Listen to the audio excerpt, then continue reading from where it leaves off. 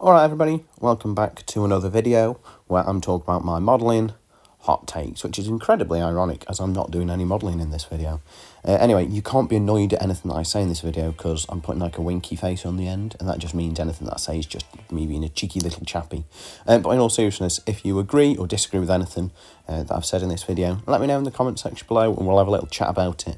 I always find these sort of videos quite interesting to kind of discuss with people.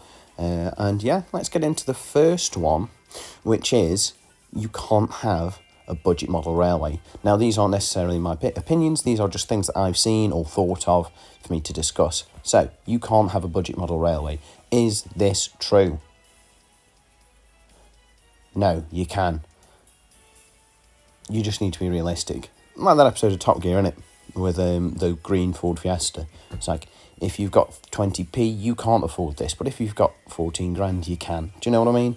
In terms of, you need to be realistic. You're not going to be able to model accurately King's Cross Station in 1955 with a small budget. However, you could probably build a really decent micro layout for that. In fact, I can tell you can, because both Anywhere's Road and Shaw's Cross cost me, in terms of parts, sub 50 quid on each of them, which I think is relatively cheap. I'm not somebody who earns lots of money, but in terms of, I don't really spend money on much else, and I think over time I saved to afford that. So I think that it is entirely possible to have a budget model railway. You just need to be aware of ways to do it cheaply. Things like eBay, things like models that have been retooled since. So the 25s have been done by Bachmann and Helgen, but that recently in the last couple of years. But that means that the early 2000 Bachmann ones have plummeted in value. I picked mine up for 30 quid. But you can pick them up pretty consistently for the 30-40 quid mark. Same with the 56XX. I mean, that's not been retooled, but that's been re-released by Bachmann with absolutely no changes, by the way. 120 odd quid they're trying to charge for them. I picked mine up for 28 quid on eBay. The pannier tanks as well, they're already pretty cheap. You can pick them up for like 40 odd quid.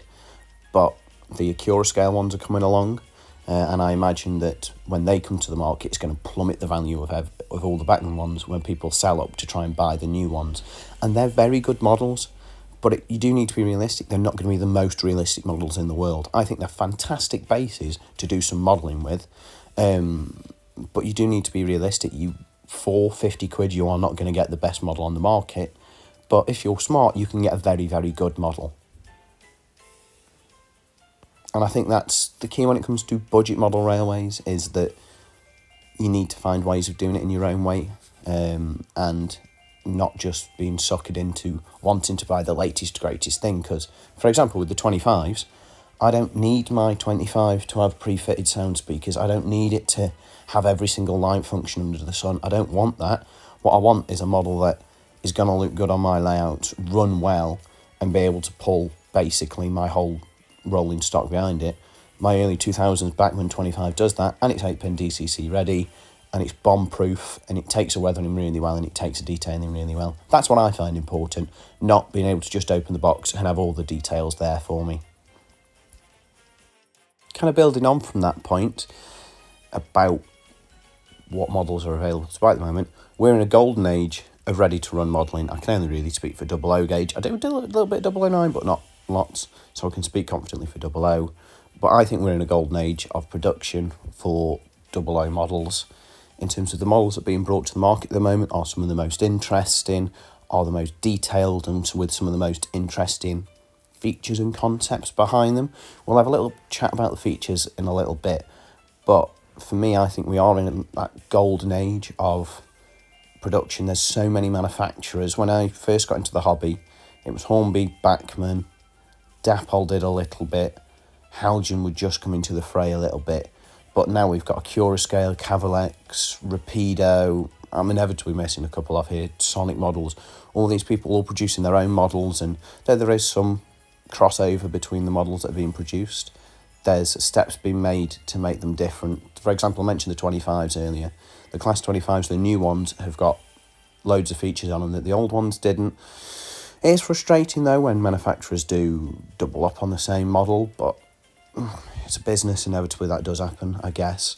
But in terms of the models that are being produced, we're having so any niches met, KR models doing things like the GT3 and the Leader, depending who you believe about what the Leader's like. Does anybody actually have one? Because I've never seen one in real life, apart from the demo one that was at the Wally Not Wally show. Let me know in the comment section below if you do and what it's like. Anyway, all these models are being produced for what is inevitably a very niche hobby, and I think it shows just how good of a space this hobby's in, that so many businesses are pouring their money into producing stuff for it. And I think in terms of rolling stock and locomotives that are being produced, everything's being produced for a reason at the moment. If it is a retool, it's a retool to make it more detailed. And some of the features I don't think are necessarily that important, but some features I think are really, really smart for the manufacturers to put in and things like that. And I think we are in a truly golden age. More models are being produced now than probably ever before, and the detail and things like that for it is brilliant. Also, for if you're a bit cheap like me, all the old ones are being sold off really cheap on eBay, and the manufacturers doubling up on stuff means that you can buy brand new stuff really quite cheaply. The Halogen Peaks I've just read on Rails of Sheffield, they're flogging them off for 125 quid. That's mental. They were like nearly 200 quid new. Phenomenal savings to be had.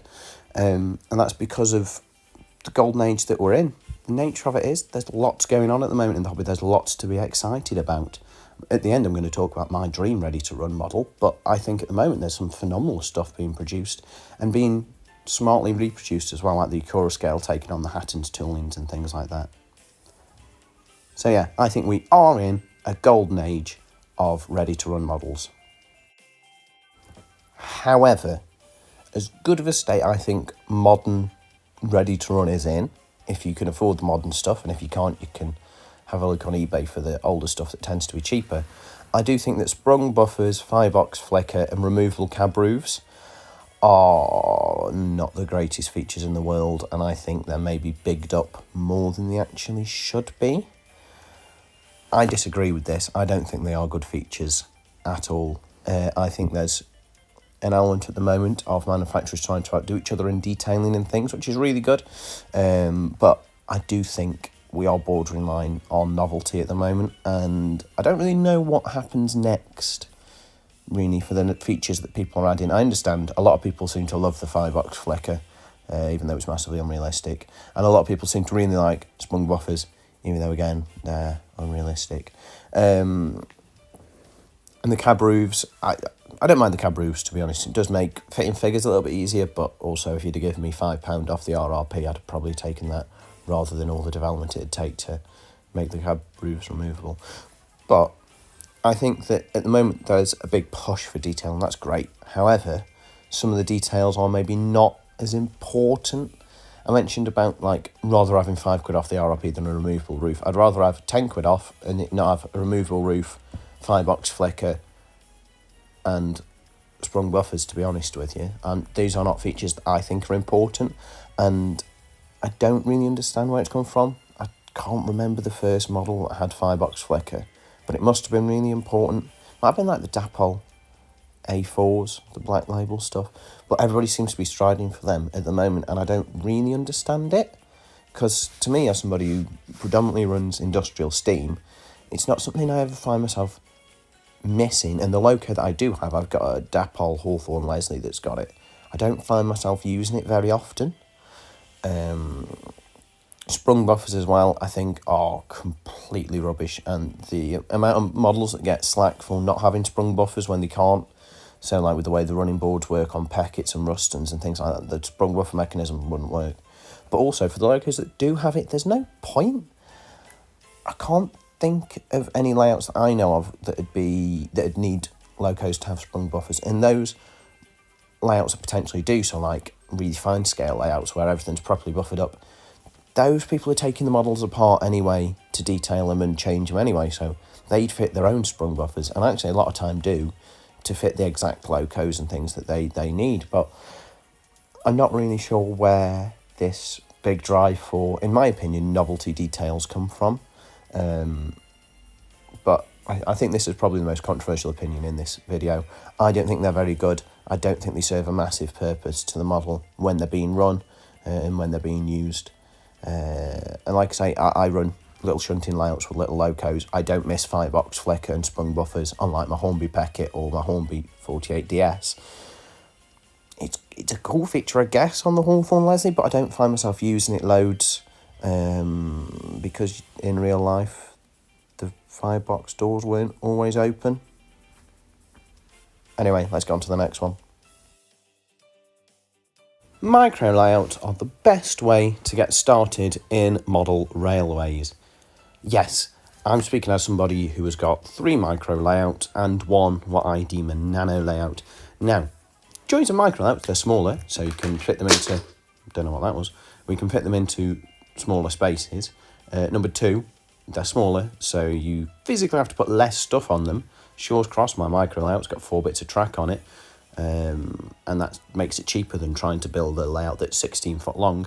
It's smaller, so you get it finished, quote unquote. I don't believe a model railway ever is finished, but you get it to a completed state quicker than you would if you were trying to build a layout that's 16 feet long.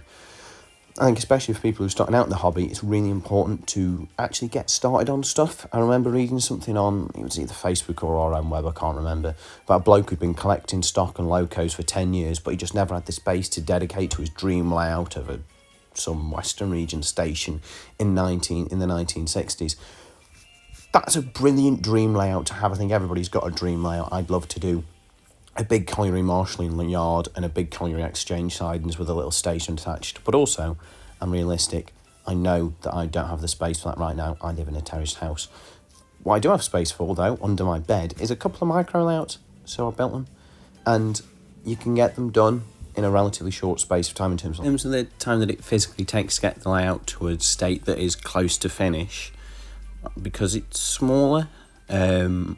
And I just think they're really important for people to get started and actually get stuff running and play about with the scenics and find out what you enjoy. If I'd been waiting around for my dream layout, the space to build my dream layout, I wouldn't know that I enjoyed shunting far more than anything else.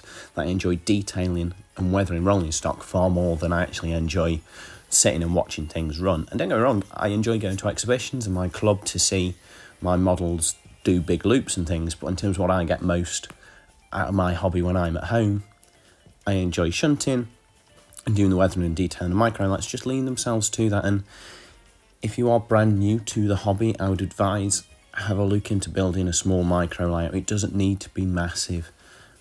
None of my biggest layouts just over a metre, but all the others are a couple of feet long, and I've spent hours shunting on them. I'll leave some links in the description actually to some videos that I'd advise if you are starting out in the hobby.